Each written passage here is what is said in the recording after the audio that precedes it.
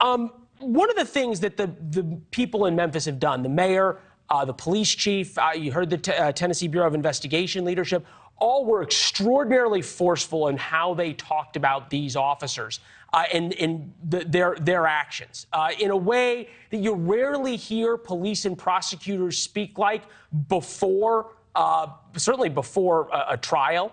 Because it prejudices the jury, just the way things are. Here's one of the defense attorneys for the officers talking about their clients' rights. SOT number 2.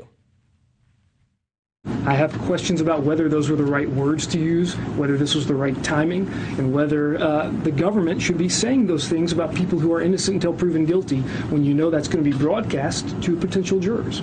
Is this one of these cases where you are sort of trying to salve one fire, put out one fire, which is the potential for violence, and at the same time, you're causing problems down the road in a potential trial? I don't think so, because the way that these officers beat this individual to death, you've now left the realm of simply a police case. Counselor, we don't know that because we haven't seen the video. We're just hearing what the descriptions are.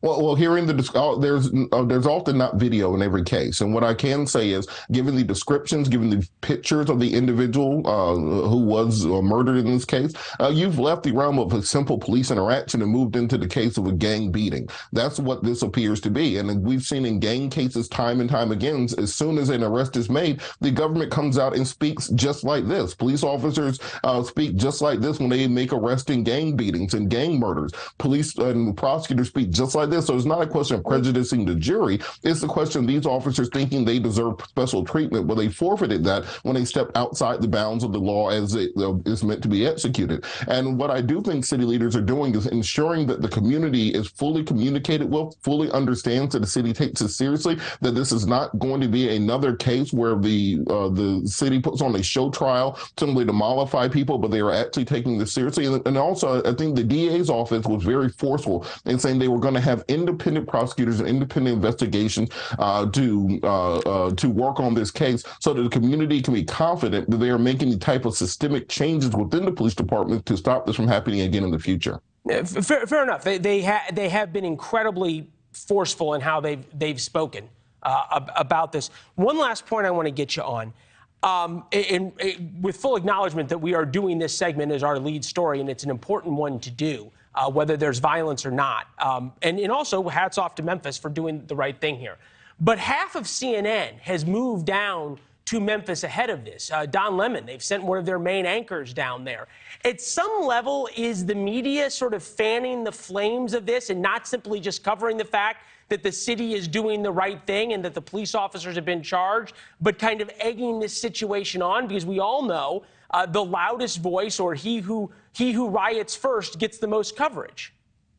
Absolutely. Anytime that you have a failing network, they are going to try to root for violence. If they say in local news, if it bleeds, it leads. We've seen anchors from networks around the country descend on Memphis hoping for riots, hoping for violence, hoping for carnage, so they'll have something to fill 24 hours of news. I think the people of Memphis will peacefully protest. I think they will understand and acknowledge the work done by the police department, the work done by political leadership, the work done by the state's attorney and the Tennessee Bureau of Investigation, and make their voices heard, but also acknowledge that city's doing the right thing. I'll give you 30 seconds for the last word. If this is handled by the book, they were named immediately when Tyre died.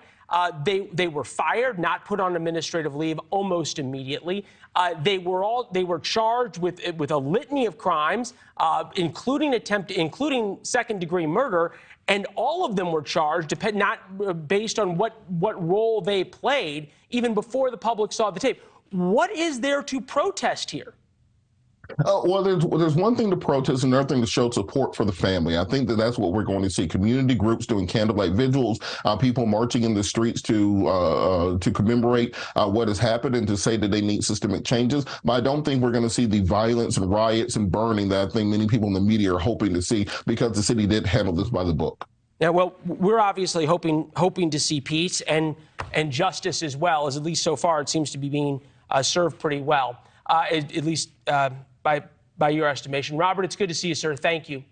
Thank you. Anytime. Yeah, my friend Dan Abrams a little later. More on is the media fanning the flames of violence in Memphis, 9 p.m. Eastern for Dan's take on that question. Thanks for watching. Go to newsnationnow.com to find NewsNation on your television provider. And don't forget to subscribe. Click the red button to get more of NewsNation's fact-driven, unbiased coverage.